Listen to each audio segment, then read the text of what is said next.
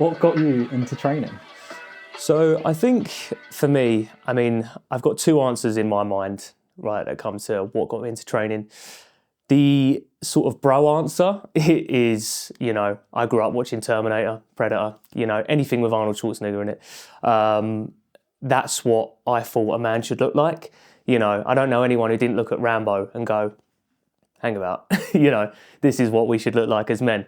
But in truth, I guess it all comes down to, I was always just the typical skinny kid. I was small, I was skinny. I didn't really get picked on for it, but I was known as the scrawny one, you know what I mean? So as I sort of, grew up and I understood more about my body and what I thought I wanted to look like, which is sort of how I look now, I guess. I've developed, my sort of mindset towards how I feel like I should look, because I don't want to be that skinny guy anymore. A lot of things happened, I think, as I grew up. I think getting into the gym for me was, it was sort of an escape from things anyway. So, it wasn't like traumatic for me or anything like that. But when I was younger, my parents did split up. It happens. Most parents do break up. But I think. Amen. Yeah, amen to that, brother. But I think they were kind of doing their thing, and I got kind of, not left, but I was quite independent. So for me, training was one of those things that this is my thing. No one's gonna sort of mess with it. I'm in control. I picked something that is probably the most isolating, if you want to call it a sport, thing that you can do, because you're not relying on teammates. You're not relying on anyone else to sort of cover your back. You get in what you get. You put in what you get out, so basically. So, I think that's sort of how I started, I guess. Do you think that it was that split up? Do you think that was the turning point in your life where you were like, I'm going to start doing this? Or did it happen over time? Was there a catalyst to you starting training? I think I've just going back to, again, like say the bro answer, I look at powerful figures, whether they be Marvel superheroes or whatever. I was obsessed with Dragon Ball Z as a kid, so all of those, people were in shape, and it was just sort of instilled in me, this is how I should look. Even though I've not obviously got to any of those levels yet, don't get me wrong, but I feel like I'm on the way, I'm getting there. I've been in some pretty good shape over my time, despite the injuries that I've had. But yeah, like I say, my parents split up when I was really young. So, I was year 2 maybe. So I don't think it was necessarily the catalyst. However, I do think it played a part in me wanting to be sort of independent and isolated, because I couldn't, couldn't's a strong word. I didn't want to rely on anyone else. I wanted to be doing these things on my own. What I know a lot now, but I'm going back 15 years. None of my friends were up at night doing ab workouts at midnight. Cooking their meals. What 15-year-old's cooking rice and broccoli 6 times? To eat 6 times in a day. It wasn't happening. My friends were almost mocking me for these sorts of things, and I feel like I went through a bit of a stage of that when I first started training. What do you want to do that for? Why are you wasting your time? But the mental strength it's given me going forward, I've gone over a lot of trials and tribulations, if you want to call it, sort of, even especially the last couple of years. But my mental resilience, is so hardened due to my training, because if anyone ever trained with me when I was a bit younger, or even now, people come to me because they want the hardcore experience. They don't want an easy workout. that's why my clients love it. You know, we come in here, we go balls to the wall, and you know, it's an experience that I kind of like to give to people. That, you know, oh, you think you train hard? Okay, come spend an hour, and we'll see what happens. Yeah, I can affirm that as well. Yeah.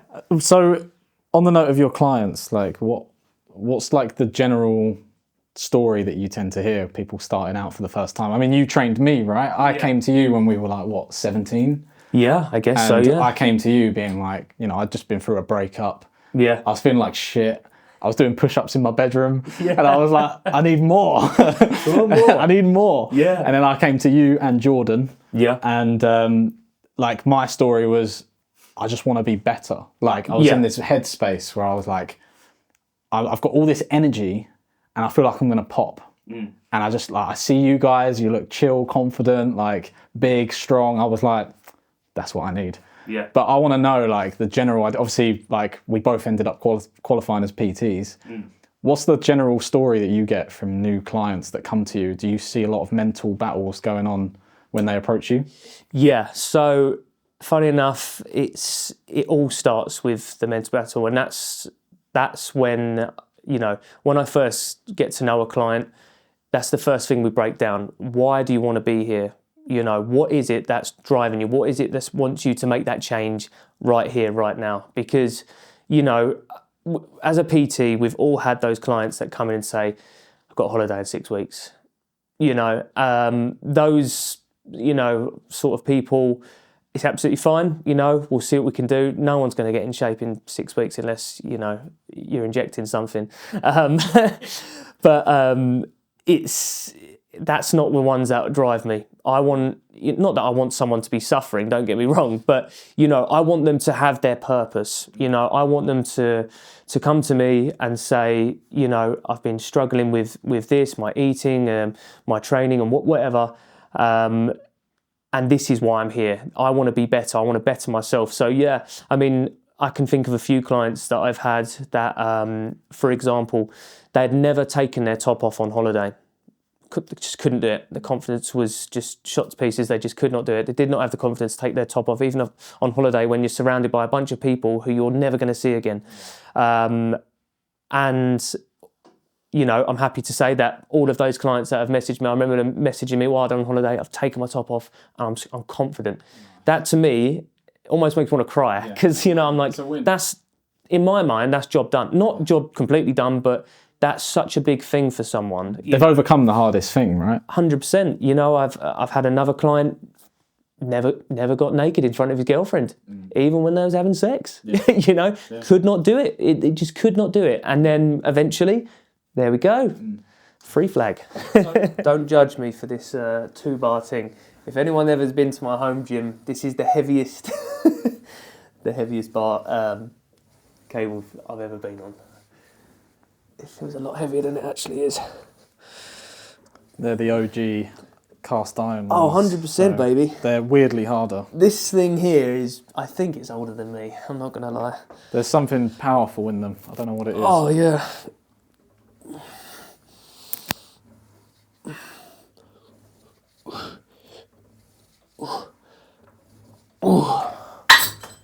Nice. So just get that nice squeeze. Ooh. Tricep. It's the lighting. That's good. Yeah, get that nice squeeze.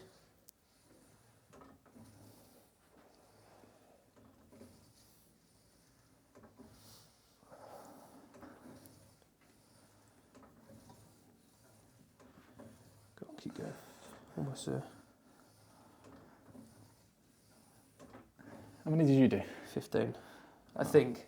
I think I've done more than that. I'm not going to lie. I was like, I was doing it. I was like, I think I went to 20. I don't know. counting. Yeah. I did not start counting. What made you overtrain in the first place? Why were you pushing it so hard? Because I felt like I could always do more and I could always be better, and I put a lot of pressure on myself, and that comes down to, you know, it does come down to me wanting to be the best to a certain degree, and I have somewhat eased off as I've gotten older, as I've become more, I don't want to say successful, but more, what's the word I'm looking for? More more relaxed with things because I've got to where I've hit my goals, if you know what I mean. So yeah, definitely overwhelmed. I was overtraining. I was overwhelmed by my body wasn't reacting to the training anymore. You know, all of a sudden I was holding a bit of stomach fat, you know, as I was getting older, and again another symptom of low testosterone.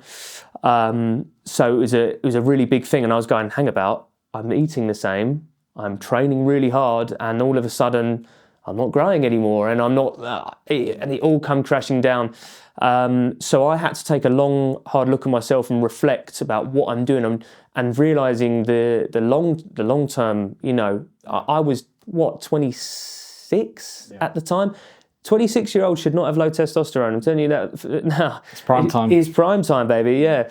So I had to really dial it back, do a lot of self-reflection, and it's not an overnight fix. You can't just go, oh, I'll get some more sleep and your testosterone improve. It took me a very long time to do a lot of research into how my body works, you know, what supplementation I should probably take, what isn't working in my diet anymore. And eventually I've clawed my way out of that. But I would say a good 2 years I was suffering for that. Big mental battle. 100%. And that's why, you know, it drives me insane when people go, oh, it's easy for you. And you're like, it's not easy. Yeah, 100%. Believe me, it's not easy, man. Yeah. It's not. It's hard. You know, doing all of this stuff, you know, whether it's just sticking to a diet or, you know, training consistently, it's hard. Yeah. You know, there's so many outside distractions. You know, I still work a full-time job and my PTing. You know, I've got a family. Trying to squeeze that all into, you know, one sort of, you know, ball of mental well-being is tough. I think it's interesting because you hear a lot of stuff online about people not doing enough. And a lot of young guys entering their 20s are just fed this stuff of you can be doing more.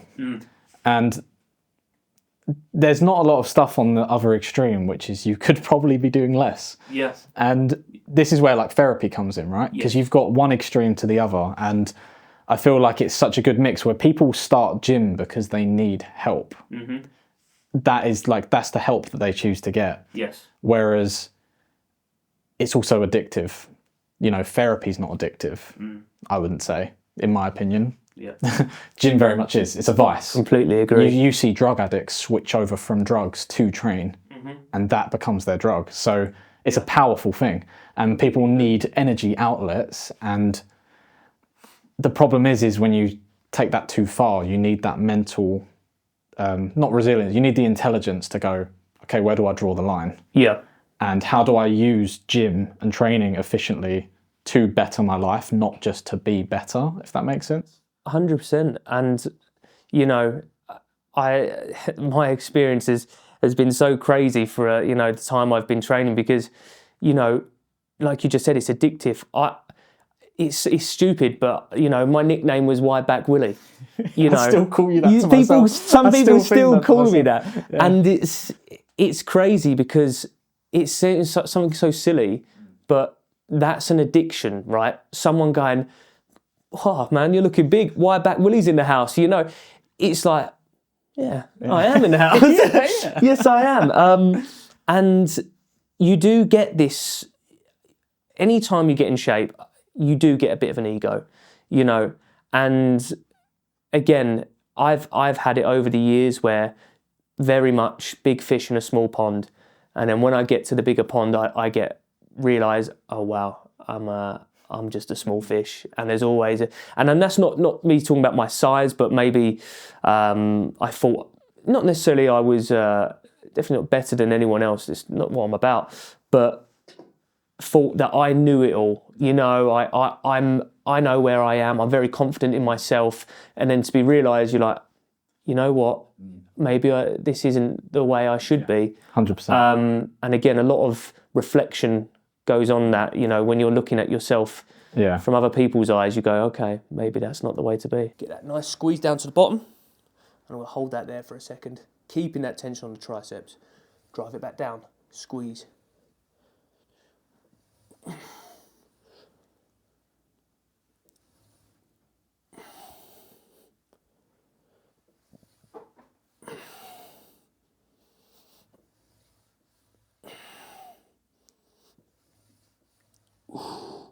One more. Yep. Just going to keep that tension on it, yeah. Nice squeeze. Little pause there. Good. Try and keep those elbows back. That's it. Cool. Tricep activation. Good.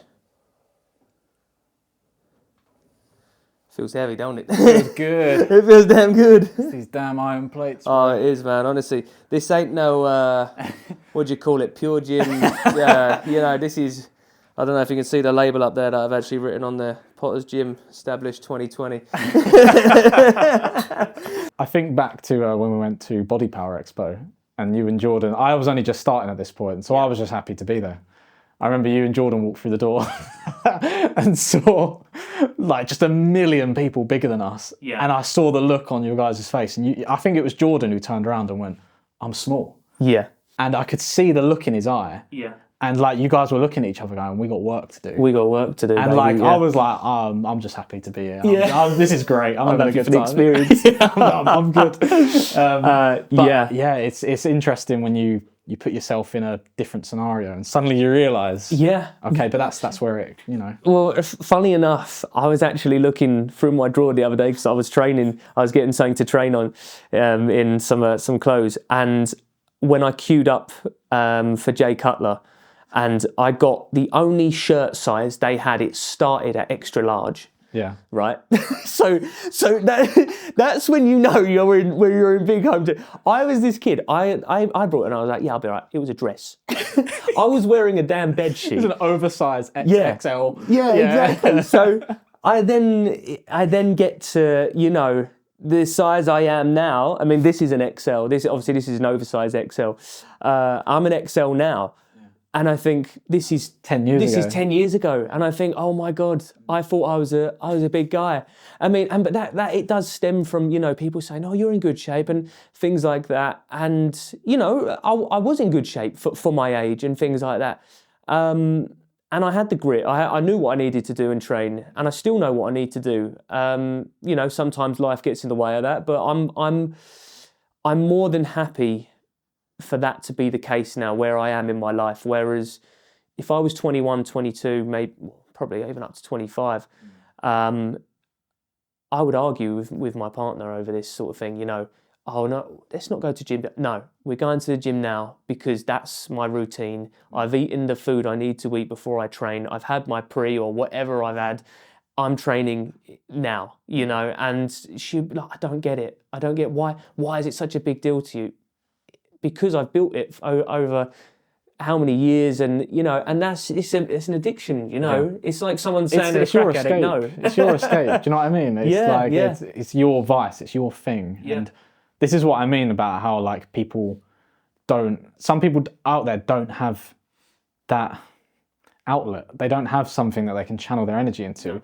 And like going back to what I said when I approached you for the first time, I had all this rage and all this like sadness inside of me where I was like, I need to put this into something. I may as well put it into looking better. Yeah. That's a good start. And that was my next step. So, but like at the time, like I didn't know about therapy. I didn't know about all I saw was two guys looking jacked and I was like, that's the one. Well, thank you. but obviously you guys were great because you took me in immediately. That day you took me to the gym. We went and we trained legs and I couldn't walk for 2 weeks. I took time off college. Oh, I remember those leg sessions. Had me squatting my body weight on day one. I was like, geez, what is this? You're right. I strained my adductors. Couldn't come to college for a few days. Oh, it was a good time. But like, I think it was the best thing that ever happened because I had that outlet. And even to this day, I've had, you know, we all have it. The last 2 years up until a few months ago, I didn't train much at all because I've got chronic back pain from squatting too heavy. Yeah. You know, and I was so focused on my business that I wasn't doing anything with gym. And I was like, you know what? Gym can take a back foot for a minute. Focus on my business. But it got to a point where my spark died completely for training and I didn't have an outlet anymore. And I was like, okay, I've got it in my work. I'm putting it into my work, but it's very, very different because you don't get the endorphins from your work. You don't get the fulfillment of like actually working on yourself the business, yeah, 100%. it's great. It's your baby, but it's not you. And that's something I came to realise, because now I'm like, within a week of being back on the horse, it's like, oh, great. Everything comes It comes goes back, back and to your normal, body yeah. remembers, and then your brain remembers as well. It's not just the muscle. It's like you've got this muscle memory in your brain, and it's like a really interesting thing where suddenly I'm on top of the world again, and I'm like, that's all it took. But you have to prioritise certain things. You can't do everything at once. Okay, we're going to go for this little bar, and I think this is actually a lot more effective for me. I don't know whether it's because of my bicep injury, then actually this one right here. So, we're going to get in there. I'm going to go for a slightly wider grip on there. I'm just going to get that squeeze, get a nice set of 15.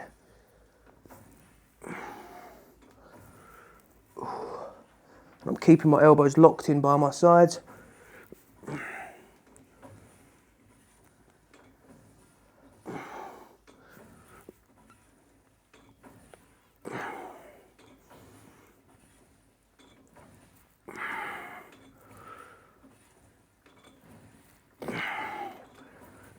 Whoa.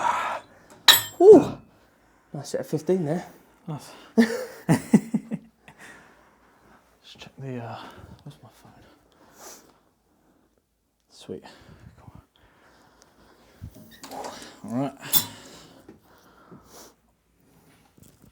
Nice. Big squeeze. Well, I like this handle. Yeah, I told you. It feels better, doesn't it? I don't usually like biceps on cables, but you've just changed my mind. Yeah. You can get a little part like that. Full of surprises, mate. Go on, keep going. Nice. 5 more.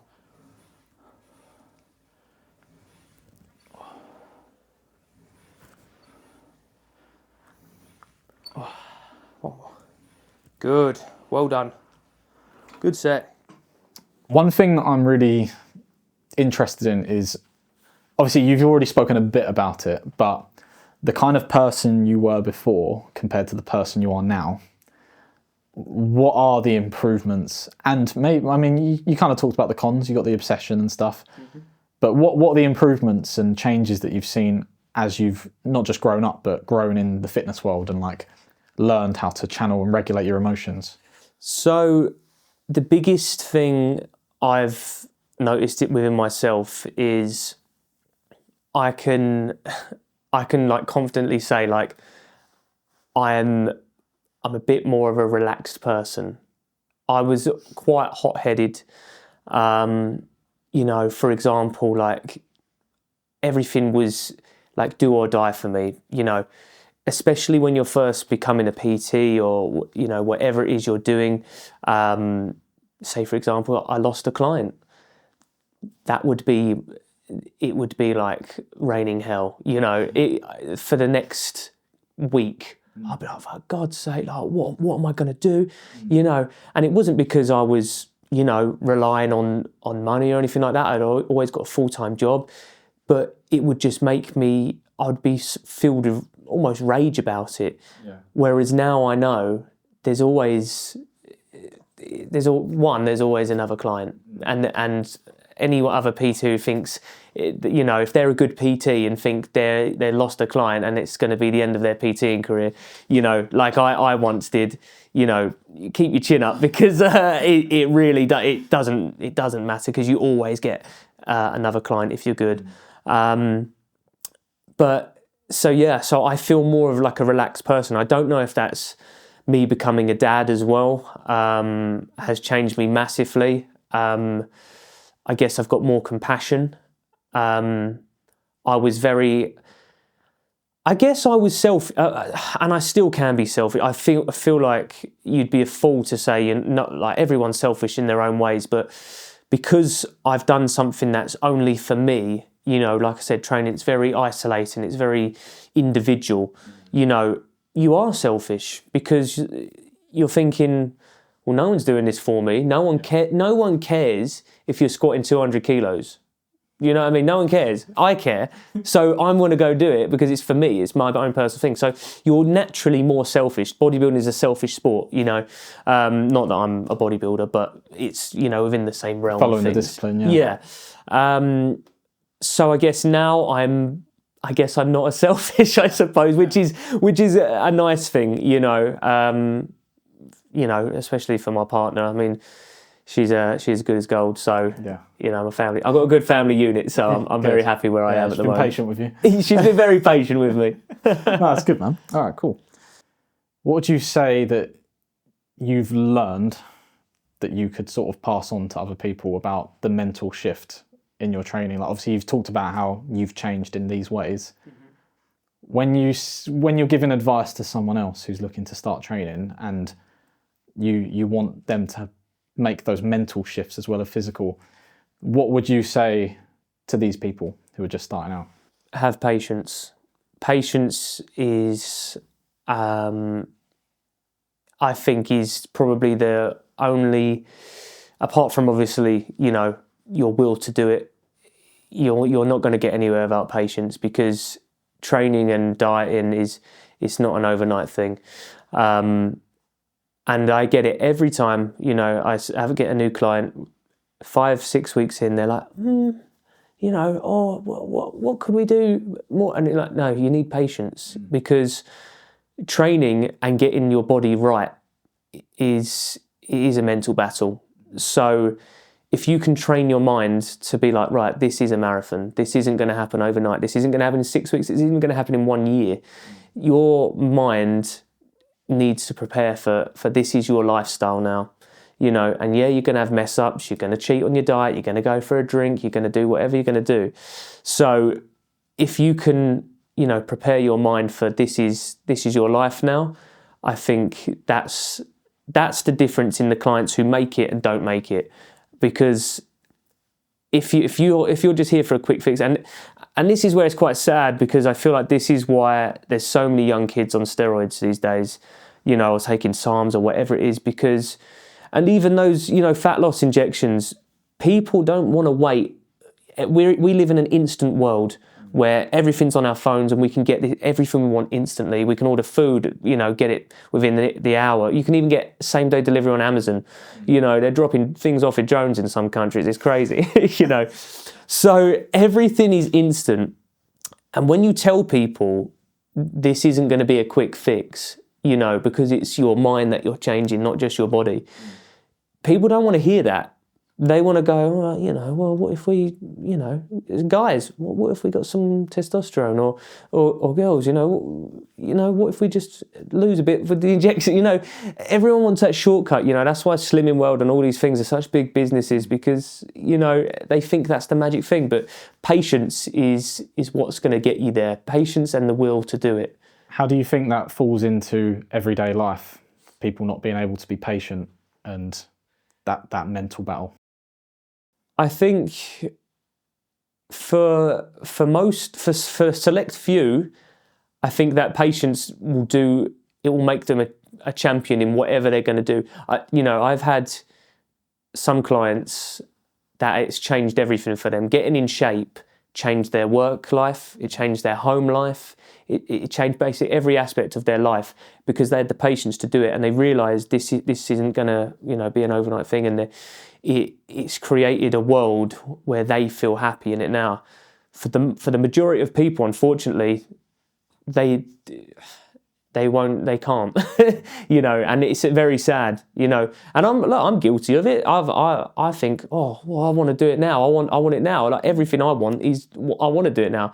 So to be told no, sometimes it's difficult. I think there's such a big thing with people who just, like, I kind of want to talk more about the negatives, really, because, like, we all know that you learn resilience and patience, you know, they work out. I think the problem solving aspect of training is being able to, like, you have a shit week at the gym, and you're like, oh, like, just don't feel like I'm making enough progress, but I'll come back next week. I'll 100%. Keep pushing. I think there's so many people in life, not even just with fitness, who just quit everything. because they don't want to put the work in. They don't want to.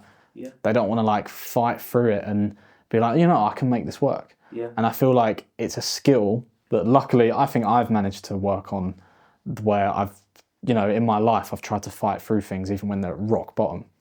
And that's because of gym. That's not because of anything else. It's because of my training and knowing that you're going to have losses. Yeah. And you just got to keep pushing.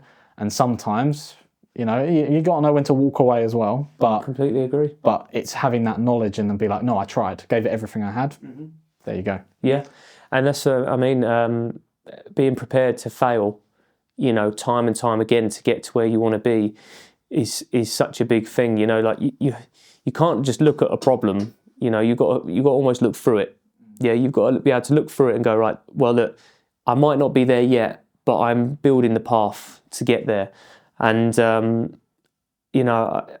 I've been in situations where I've failed plenty of times. I've done my knee before. I've injured my left bicep. Things like that. People go, oh well, and it is just gym injuries. It's kind of self-inflicted and things like that.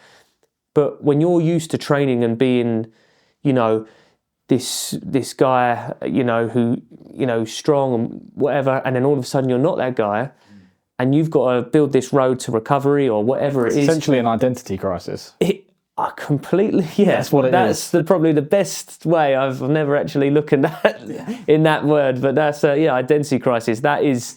You're not what you say you are. Yeah. And that's the hardest thing to swallow. Yeah. And I've had it before.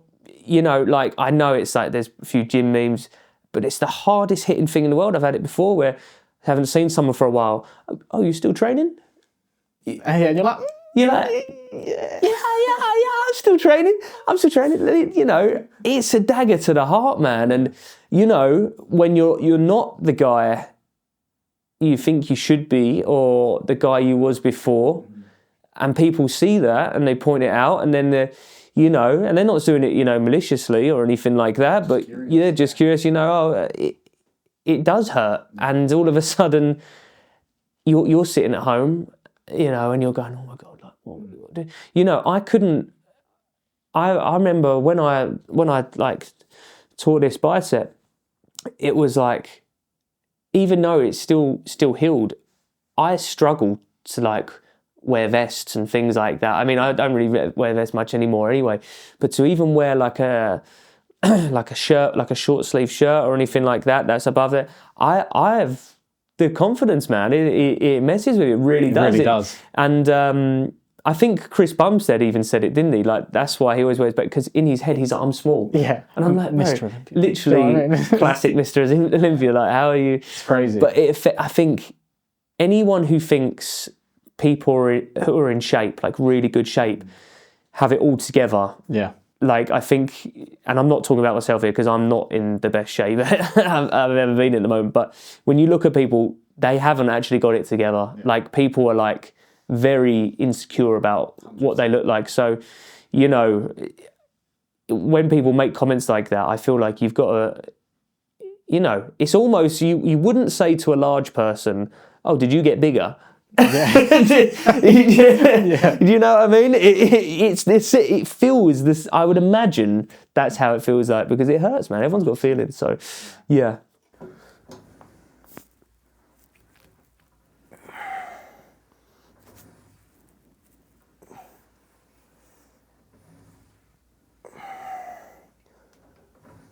And it's nice for me to be able to do stuff like this. I mean, anyone who's had a bicep injury, you go for a very long time before you do any sort of like double arm movements. I felt like I was going to be doing single arm stuff for what felt like an absolute lifetime. It really did, but you will come out the other side of it. Yeah. And you will get, well, I'm not saying you will, some people you can't, but you will get that feeling back. Took a long time for me to get this arm even close to the strength it is, and even now it takes a little bit more for me to get the full feeling in there, but I was literally couldn't even do that for a very, very long time. So to be back, curling pretty much the same weights on both arms is champion. So yeah, it's a good feeling. I feel the same with my back, because obviously I injured my back about 7 years ago? Yeah. Was that was squatting or was it deadlifting? It happened initially on a squat. So I was doing a 140 for triple. Yeah. And I was on my second rep and I lost my balance, like I tripped or something. Yeah. And on my way down, and because I lost my balance, all my breath left my core. Wow, yeah. And then I just felt a pop in my scapula and I was like, damn. So here we go. Here we go. Thought it was fine, took a few days off. Yeah. Then I was warming up on deadlift and I got to 170 and it popped again. But form was fine, but I don't know what happened. It was obviously just pre-injured. Form was fine, body was not fine. Yeah, so I should have taken more time off. Yeah, and that's another thing I always tell people now, don't be afraid to have time off. Like It'll cost you years, like it did for me. I mean, 100%. Like, that's why I took so much time off, because I stopped enjoying gym. Yeah. Because I couldn't lift heavy anymore. And I was in this state of mind where I was like, this sucks. Like, I can't even lift. I've got to go back to square one. I mean, how do you go from deadlifting nearly 200 to not being able to pick up a pencil off the floor? Do you know what I mean? Yeah. And it's a very soul-crushing experience. And, when you can't even lay in bed and sleep comfortably because of it, it affects your whole life and it ruins things. So, but again, I've come out of that. Took a long time. Look at where you are now. Took what? Swole. 7 years. Yeah. Took 7 years, but I'm finally starting to feel better. And it's still not gone, but it takes time. It does, 100%. Yeah. And as I said earlier, it's like these things, not doing more isn't always, better. Like I said, I used to have sore arms and be like, it's arm day, I'm training them anyway. And that took me back so many years. I think how silly I was, but, that's just the mindset I had at the time. So, something I've been trying to say to people recently is gym is great for people who can't afford therapy. Mm-hmm. Because I've heard a lot of people, I've spoken to people about therapy and talking about their problems and things they're going through, digging up childhood trauma. And a lot of them go, oh, it's expensive though. It's like, £70, £80 a session every week. And I've tried to say to them, you don't have to go every week. Like, you can go once a month or whatever it is. Yeah. You can get a gym membership for £20 a month. Yeah. You can do, like we were doing, press-ups in our bedroom. Do you know what I mean? You can do it for free. Yeah. I wanted to know kind of your thoughts on how, I guess just on people who want to look for that outlet and can't afford it. If they're in college, don't have a job. So, right, now this is where I go back to my, on the grind mindset. And I've got my dad to thank for this. He instilled a lot of discipline in me. So I understand if this doesn't resonate with people who aren't disciplined. But for the people who are disciplined, you will find a way. I think people who say, they haven't got a job yet or anything, okay, go get a job then. I know people say, oh, there's no job. You can do something. You can do something. I've been working since I was 11 years old. I bought my first house with my partner at 21 years old. I haven't stopped working. It didn't matter where, when I had no money, when I was buying all my own food and things like that, I was eating 4 or 5 tins of tuna a day because it was 60, well, it wasn't even 60p at a time, like a tin of tuna at a time. I wasn't eating chicken all the time because that was a more expensive thing to eat, which is wild because chicken's relatively cheap.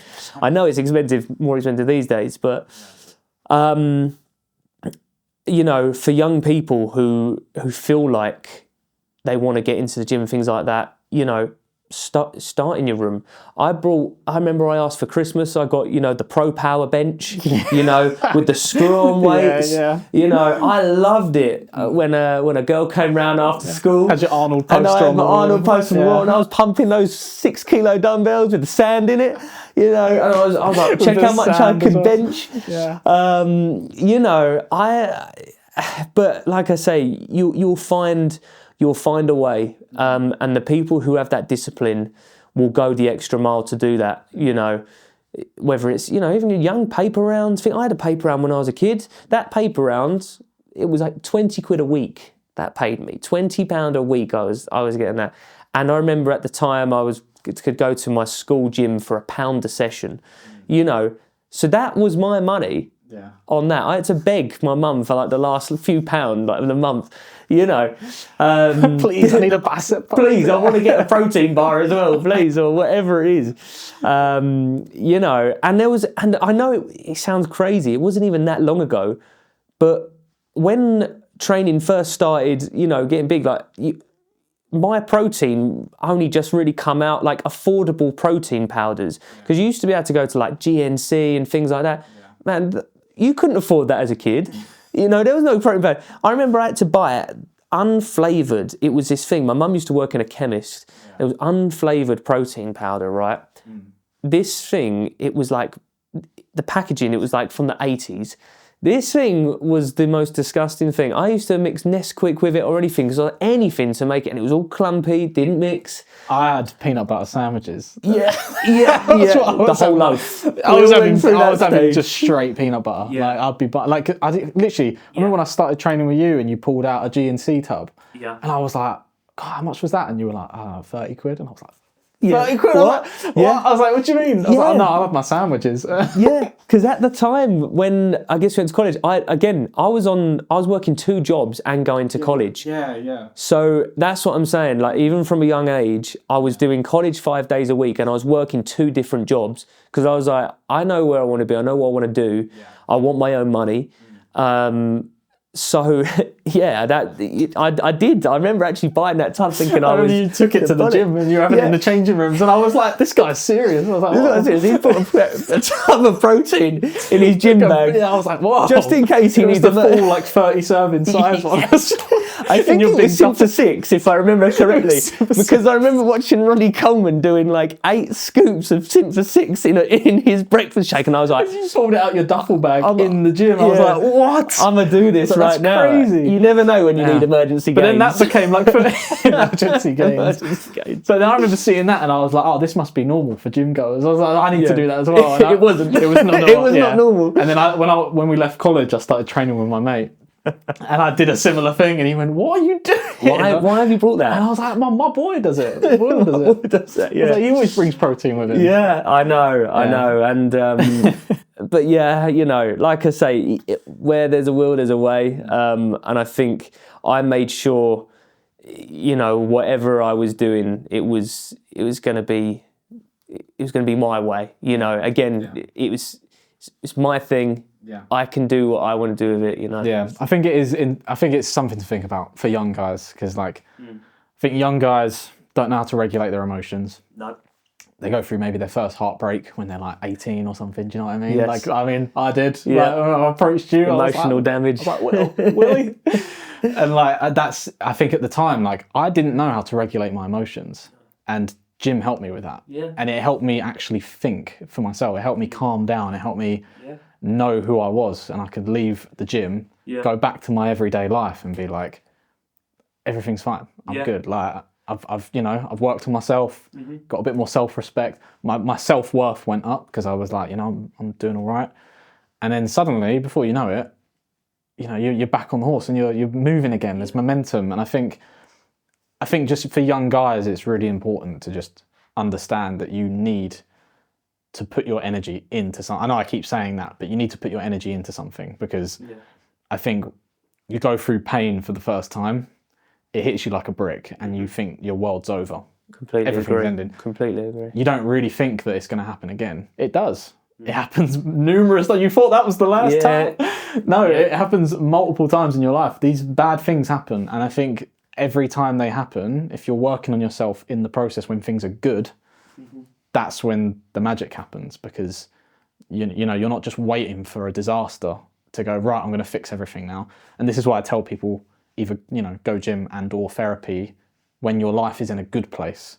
Don't wait for it to fall apart. Completely agree. I think as a man, most men, you do. Yeah, I'm not saying it doesn't happen to women at all. It does. It happens to everyone. But your life is met with constant hurdles, and it's not spoken about enough, I don't think. Going from, myself, having the weight of a family on my shoulders and things like that. there's no guidebook for that. There's no guidebook for like, oh, by the way, yeah, you're in charge of this now. You've got to make sure your family's doing well, everyone's fed, the bills are paid, all these little things. There's no guidebook for that. You have to be able to take the losses, like little things, going for jobs, didn't get it. It sucks, it hurts. You think this is it, my life's over, I'm never going to do anything. And then, quite recently I got my dream job. Yeah. Everything falls into place. And when you think that just because you do take, a hit, whether it's heartbreak or, didn't get that job or, you're not where you feel like you should be in life, that, you have got to take a look in the mirror and go, it's not over yet. Mm-hmm. It's not over yet. Life's not done yet. Just because you've had a bad day, you got to get up the next morning and get going, because life waits for no one. It's hard. It's hard out there, especially now. Everyone knows it's hard out there at the moment. Financially and all these things. But you don't quit. I barely even see my daughter throughout the week because I know there's a job to get done. Bills need paying. I want her to have a good life. I want my partner to have a good life, and it doesn't stop. So I think if there's anything I want, especially for younger men, keep that aggression controlled. If you're going to take it in the gym, controlled aggression. I think Dorian Yates said it like that. And that you'll regulate. Everything will fall into place after that. I don't remember who said it, but I can't remember who said it, but you can't be angry with a six-pack. You can't be sad with a six-pack. Great, amazing. It's great advice. Words of wisdom. And yeah, but I think if you dissect that, right, it's not because he's got a six-pack or she's got a six-pack. What did it take to get that six-pack? Okay, so it's not, I can't be sad with this six-pack. I'm more resilient because I've got this six-pack. I've earned it. I've done what I need to do. I've dieted hard. I've trained hard. That's the message I think what that's trying to mean. Yeah. Not just... Yeah. It's like never seen a sad person on a jet ski. That kind of... That's very true. Or driving a Ferrari. I've never seen someone, sad driving a Ferrari. Yeah. Right, we're going to go in for the big set. And again, we're going to keep this weight actually the same as what we did before. So... Let's see what we can do, shall we? So I'm going to try and get these nice negative sets here.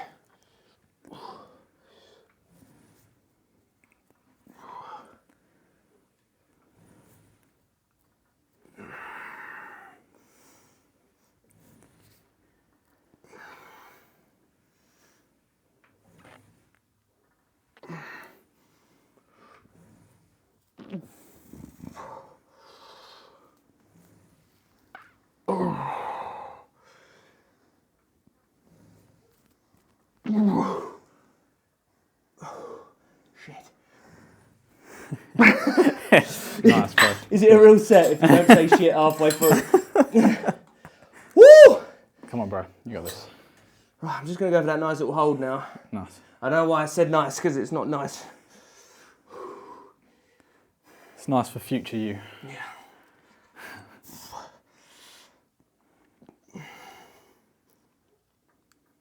Oh. That was the longest 12 seconds of my life, honestly. That's what she said.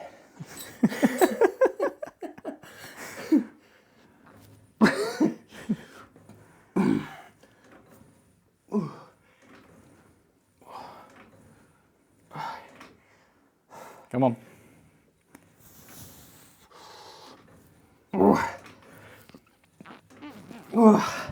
Oh. Nice, bro. God damn. Luckily we're just having a mess around today. Yeah. God.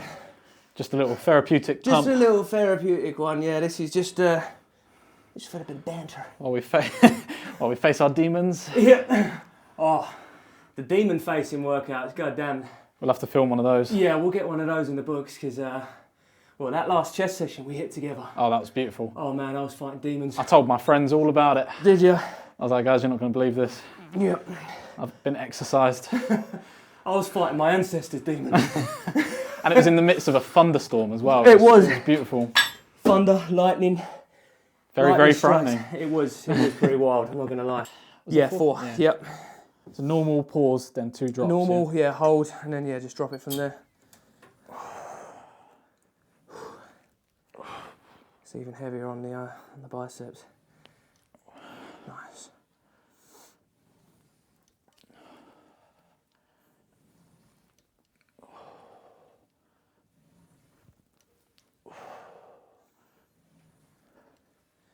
Go on.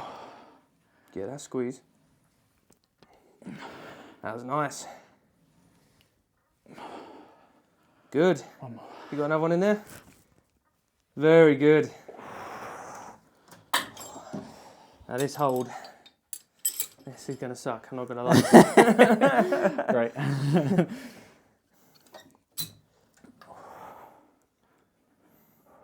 That's it, hold it there.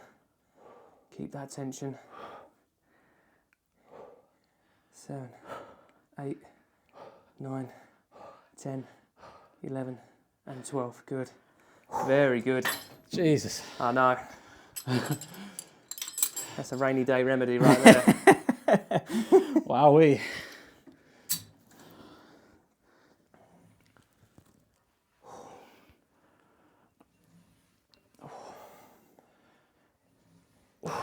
Good. Yeah, that squeeze. Yeah. And again. Go on, one more. Nice. Okay. Go on, here you go. Arm that's stretch. Yep.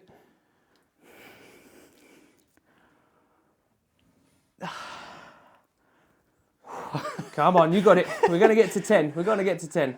I'm on 4. Yep. Go on, 5 left. Here we go. 1, 2, and again, come on. 3. Stay strong, come on. 4. One more. Here we go. Champion. Well done. Oh, swole, brother. That's what I'm talking about. So if there's one message that you want people to take away about fitness and mental health, what would that message be? I would say, that's actually a really tough question. So I would say have a good vision for starters, and don't be angry when you're not hitting the things straight away. Okay, like I said, going back to patience is such a huge thing, and reminding yourself what is the reason why you're doing it. Why are you here? What's driving you to get in shape? Whether it's a mental battle or you do just want to get in shape. Having that in you will sort of push you going forward, and it's never too late. It's never too late. I have people that have got in really good shape well into their 40s and 50s, thinking that they're never going to be in shape. So I think if you're going to look at things from a negative point of view, like, oh, why am I going to do that? Oh, that's always, oh, I'm too far gone. That's something you hear all the time. I'm too far gone. You're wrong. You're never too far gone. You can do it. You can get it done. And that's the way I sort of try and, live my life, and, try not to leave no stone unturned. Yeah, because I've lived in a world where I haven't been that motivated, and it sucks. It really, really sucks. Yeah. Nothing feels normal, and it all feels like, what is the point in anything? So for people that have been like that for year on year end, I do feel for those people, because it's not easy to pull yourself out of that. Yeah. So for those people, I'd say take a look in the mirror and get it done, because, life starts tomorrow. Or today, should I say? Should I say life starts today? There we go. Yeah. You got it. Yeah, without sounding too cheesy, but yeah, that would be sort of my message. You know, don't give up.